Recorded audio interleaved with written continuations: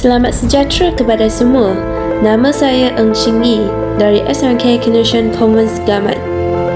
Jika anda ingin mengetahui di mana sekolah saya terletak, anda boleh menggunakan bahan digital seperti yang ditunjukkan di sebelah kanan skrin anda. Sekarang, saya sedang menggunakan bahan digital iaitu drone untuk mengambil pemandangan keseluruhan sekolah saya. Jom, mari kita saksikan pemandangan sekolah saya yang indah. Itu rumah saya lah. Hei! Pada era digital ini, kaedah penyampaian pendidikan tidak lagi terbatas kepada kelas fizikal. Malah, pembelajaran dalam talian semakin popular. Di Malaysia, bahan digital merupakan medium penting yang akan digunakan dalam pembelajaran. Daripada kelas dalam talian hingga aplikasi pembelajaran interaktif. Dengan hanya beberapa klik, ilmu dapat diakses dari mana-mana sahaja.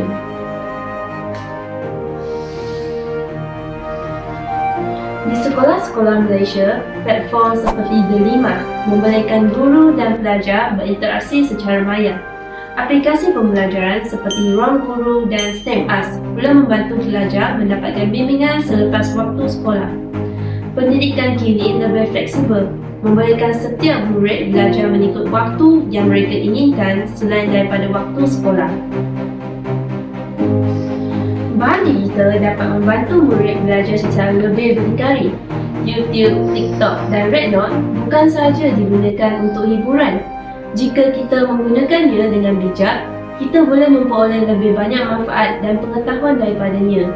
Sebagai contoh, jika murid tidak memahami sesuatu yang diajar oleh guru, mereka boleh mencari video pembelajaran yang dimuat naik oleh guru secara dalam talian untuk memahami sesuatu topik dengan lebih mendalam.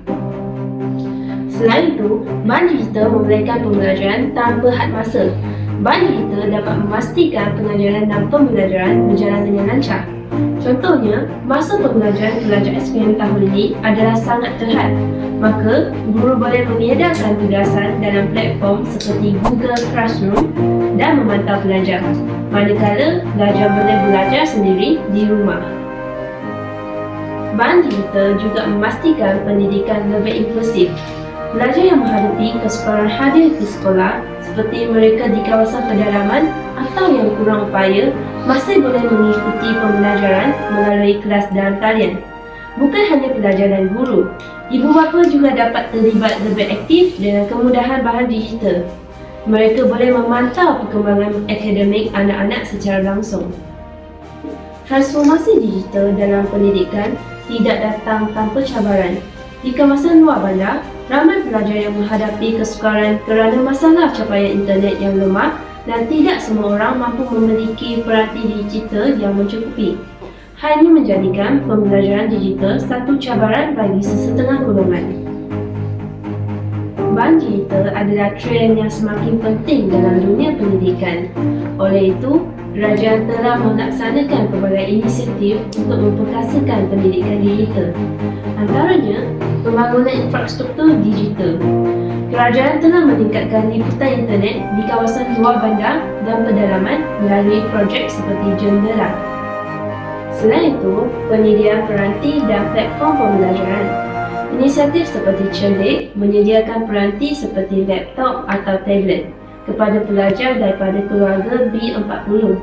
Seterusnya, kerajaan juga memberikan kursus dan latihan dalam talian untuk guru bagi meningkatkan kemahiran teknologi dalam pengajaran. Akhirnya, kerajaan juga berusaha membangunkan penggunaan teknologi. Sebagai contoh, kecerdasan buatan AI seperti ChatGPT, DeepSeek dan Copilot serta realiti maya VR dalam pembelajaran digunakan untuk membantu pelajar belajar secara interaktif. Bahan digital bukan sekadar alat, ia adalah pemangkin perubahan yang membuka pintu kepada ilmu tanpa batasan. Bahan digital sememangnya boleh memperkasa pendidikan negara. Tetapi, adakah Malaysia sudah bersedia? Kami menanti-nantikan generasi alfa seperti anda akan memimpin pendidikan Malaysia menuju era teknologi yang lebih maju. Sekian, jumpa lagi.